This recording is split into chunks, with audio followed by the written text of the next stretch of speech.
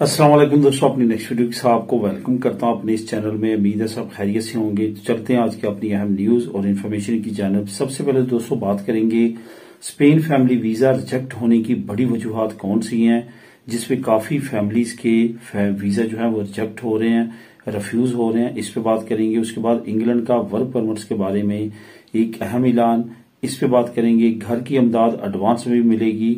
ये वो अमदाद है जो कि आप अवाल के जरिए जो है वो पहले आपने देनी होती है घर खरीदने के लिए, हिपोथेकार के लिए। इसके बारे में एक बड़ी अपडेट है, वो आप लोगों से शेयर करूंगा।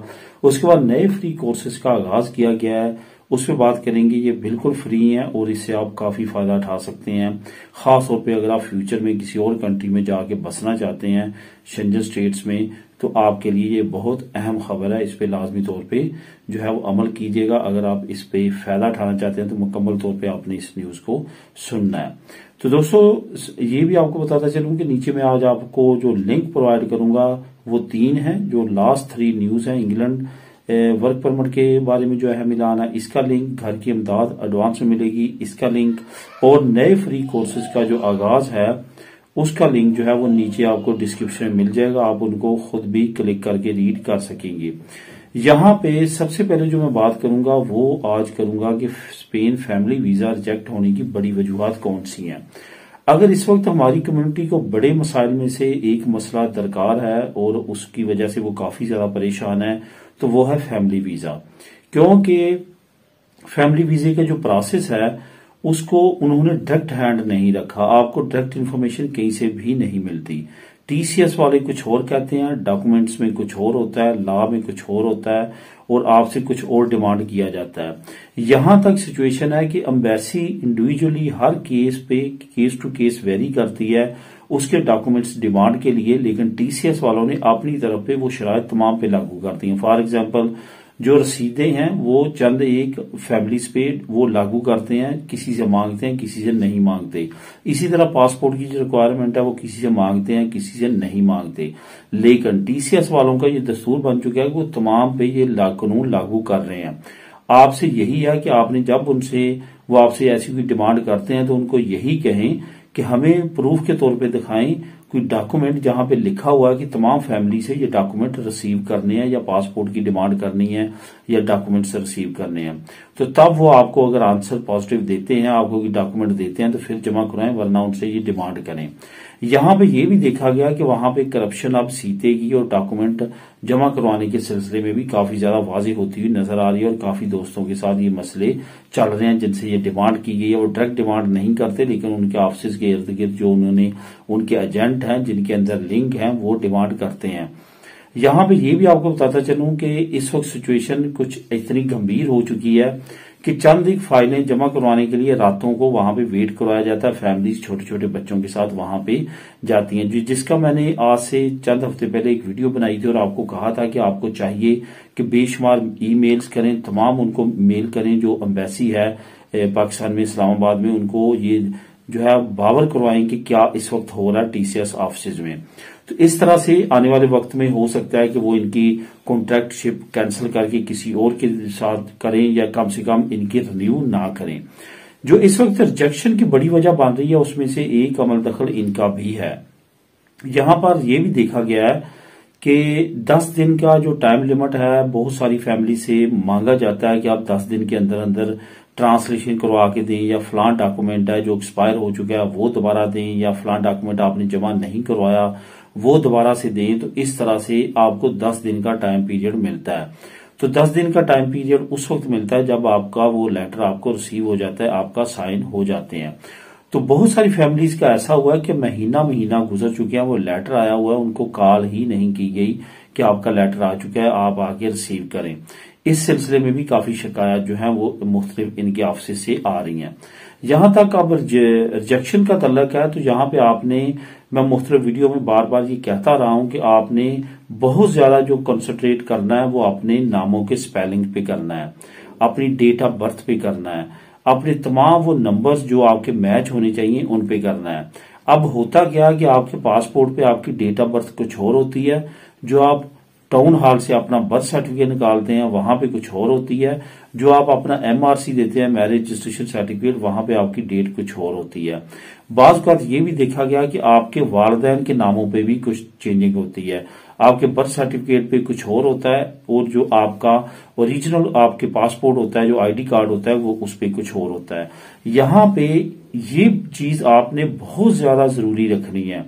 जब आप अपनी फाइल जमा करवाने लगे उससे पहले जो सबसे पहले आपने जो काम करना है, ये मैं वो रीजन बता रहा हूं जिसपे सबसे ज्यादा अब जो है वो रिजेक्शन आ रही है, वो आपको करेक्शन का कह रहे हैं और उस पर आपका कम से कम 1 साल जो है वो जाया हो रहा है। सबसे पहला करने वाला काम क्या होता है कि आपने अपने नादरा के तमाम रिकॉर्ड को मैच करना है अपनी जो आपका टाउन हॉल है, यूनियन काउंसिल है, वहां के रिकॉर्ड के साथ। यूनियन काउंसिल में आपका क्या होता है, बर्थ सर्टिफिकेट और आपका मैरिज सर्टिफिकेट। ये जो 2 चीजें हैं ये वहां से आपका मैच होना चाहिए। आपकी जो रजिस्टर्ड है यूनियन काउंसिल का, उसके साथ आपका बर्थ सर्टिफिकेट, आपका मैरिज सर्टिफिकेट, हर चीज जो है वो मैच होनी चाहिए, तभी आपका आगे जाके वो काम चलेगा। वरना आपको एम्बेसी जो है वो रिजेक्शन का लेटर थमा देगी कि आप इसको करेक्ट करके लेके आए।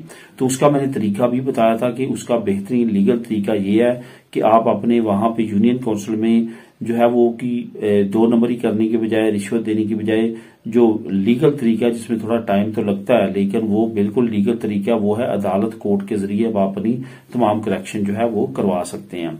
बड़ी रीजन यही है। उसके बाद कुछ रीजन जो है वो अभी DNA टेस्ट की सामने आ रही है। DNA टेस्ट में भी कुछ फैमिली को रिजेक्ट किया जा रहा है और इसके साथ साथ ये डॉक्यूमेंटेशन का जो मसला है, उसके बाद 10 दिन का जो टाइम पीरियड देते हैं उसमें लोग सबमिट नहीं करवा पाते। तो ओवरऑल जो सिचुएशन है वो यही है कि आपकी केयरलेस की वजह से आप अपने केस को जो है वो डिले का शिकार कर रहे हैं। अपने तमाम जो रिकॉर्ड है उनको मैच करने के बाद ही अपनी फाइल को सबमिट करवाएं। अब दोस्तों बात करते हैं इंग्लैंड की। इंग्लैंड में वर्क परमिट्स के बारे में एक नई अपडेट आई है जो कि काफी अहम अपडेट है। वो अपडेट ये है कि इंग्लैंड का वर्क परमिट जो है उस पर उसने अहम ऐलान किया है। वो अहम ऐलान ये किया है कि इंग्लैंड में जो भी अब लोग वर्क परमिट के लिए आएंगे, ख्वाह वो यूरोपियन हो या नॉन यूरोपियन कंट्री से हों, उनके लिए ये लाजमी करार दे दिया गया है कि 38,700 से ज्यादा उनकी नॉमिनल होगी, उनकी तनख्वाह होगी, तो तभी वो वर्क परमिट जो है वो अप्लाई कर सकेंगे और वहां पे जा सकेंगे। मतलब ये कि आपका एम्प्लॉयर जो है वो अब कोई बड़ी कंपनी वाला ही होना चाहिए। कोई वहां पे जो छोटे रेस्टोरेंट, छोटे बिजनेस वाले हैं उनकी पहुंच से बाहर हो चुका है, क्योंकि 38,700 अगर वो एम्प्लॉय को देंगे तो इट्स मीन कि उनकी अपनी टोटल इनकम जो है वो 1 लाख पाउंड से ज्यादा होनी चाहिए, तो तभी वो अप्लाई कर सकेंगे, किसी को बुलवा सकेंगे। ये काफी अहम न्यूज है और इस पे इम्प्लीमेंट शुरू होने जा रहा है और इंग्लैंड जो है वो काफी ज्यादा टाइट कर रहा है अपनी इमिग्रेशन प्रोसेस को। अब उसमें वर्क परमिट भी शामिल कर दिया गया है।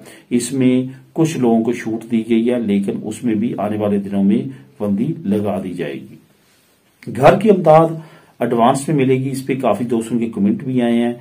यहाँ पे मैं अमदाद से मुराद आपको ये कह रहा हूं कि जो आपने घर खरीदना है, आप किसी बैंक से लेते हैं, हिपोथेका करवाते हैं, तो वहां पे आपने फॉर एग्जाम्पल 1 लाख का घर है, वहां पे 20,000 जो है आपने एडवांस देना होता है, यानी कि 20%। अब हुकूमत ने, आपको मालूम है कि अनाउंस किया था कि वो भी हम देंगे, पिसोई की हुकूमत ने अनाउंस किया था। अब वो जो कानून है वो लागू होने जा रहा है और इसमें आपको बड़ा बेनिफिट मिलेगा, यानी कि 20% भी अब हुकूमत पे करेगी।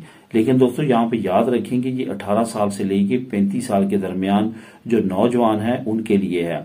यहाँ पे जो फर्स्ट प्रायोरिटी है वो लोग हैं जो कि गैर शादीशुदा है और अपनी नई जिंदगी शुरू करना चाहते हैं, उनके लिए।